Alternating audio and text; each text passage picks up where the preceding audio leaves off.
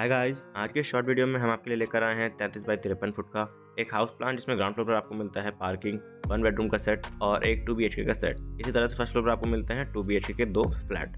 आप देख सकते हैं ग्राउंड फ्लोर पर यहाँ पूरे पार्किंग का स्पेस दिया गया है अच्छा खासा। यहाँ पर एक 1 बेडरूम का सेट दिया गया है, बेडरूम के साथ टॉयलेट को अटैच किया गया है। पीछे आप देख सकते हैं 2 BHK का एक सेट दिया गया है, लिविंग हॉल है, किचन है, टॉयलेट है और 2 बेडरूम आपको मिलते हैं।